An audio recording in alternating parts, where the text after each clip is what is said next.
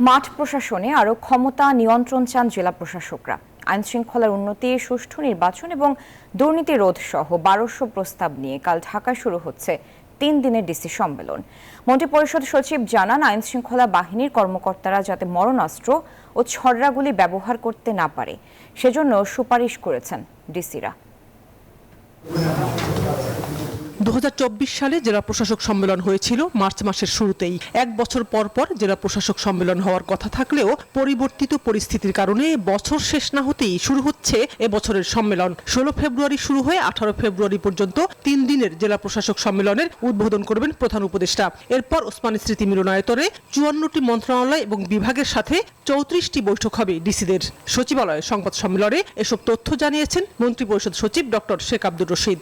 জেলা প্রশাসক এবং কমিশনারগণ সরকারের নীতি নির্ধারণী বিষয়, উন্নয়ন কর্মসূচি ও অন্যান্য অগ্রাধিকার সম্পর্কে নির্দেশনা গ্রহণ করেন এই কনফারেন্সের মাধ্যমে, এবং স্থানীয় পর্যায়ের গুরুত্বপূর্ণ বিষয়গুলি সম্বন্ধে সরকারের যেগুলি দৃষ্টি আকর্ষণ করার মতো বিষয় থাকে সেগুলি তারা উত্থাপন করে থাকেন। সম্পত্তির মালিকানা অথবা আরো রাখার জন্য যে খরচ, আমরা জমির দামের চেয়ে বেশি খরচ অলরেডি হয়ে গেছে। স্যাটিসফাইড যদি বলেন ইন্ডিভিজুয়াল, সেগুলো মামলা আছে, কোর্টে চলছে। সরকারের তরফ থেকে এগুলো রক্ষার জন্য সর্বোচ্চ চেষ্টা করছে। সঠিক প্যাড আর সঠিক তথ্য দিয়ে এসব সামলে নিব এক হয়ে।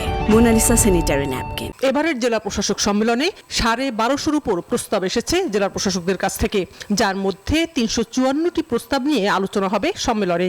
সেসবের মধ্যে সকল জেলায় দুদকের কার্যালয় স্থাপনের উদ্যোগ গ্রহণ করা, মোবাইল কোর্ট আইন 2009-এর বিধিমালা তৈরি করা আর জেলা প্রশাসকদের সাথে র্যাপিড রেসপন্স টিম রাখার সুপারিশ করা হয়েছে। এছাড়া ছররাগুলি নিষিদ্ধ করা, অভিযানে আইন শৃঙ্খলা বাহিনীর সদস্যদের শরীরে ক্যামেরা রাখা সহ আরও প্রস্তাব উঠবে ডিসি সম্মেলনে। আইন শৃঙ্খলা রক্ষাকারী বাহিনীর কর্তব্যরত অবস্থায় বডি ক্যামেরা রাখার জন্য প্রস্তাব আছে আমাদের। তেমনি আছে যে মারণাস্ত্র ও ছররাগুলি ব্যবহার নিষিদ্ধকরণের প্রস্তাব আছে, কারণ আমাদের এই সাম্প্রতিক অতীতটা আপনারা জানেন কত বিষময়, যেটা এখনো অনেকে কাতরাচ্ছে, এবং এত ফেরোস আক্রমণ আইন শৃঙ্খলা বাহিনীর হাত দিয়ে আর কখনো এর আগে দেখা যায়নি। গত বছর ডিসি সম্মেলনের 45% সিদ্ধান্ত বাস্তবায়ন হয়েছে। যেসব অবকাঠামো নির্মাণের সাথে কোনো ব্যক্তির নাম জড়িত সেগুলো সহ উচ্চাভিলাষী প্রকল্প প্রস্তাব বাদ দেওয়া হয়েছে। আগের সরকারের কিছু অগ্রাধিকার বর্তমান সরকারের অগ্রাধিকারের মধ্যে পড়ে না।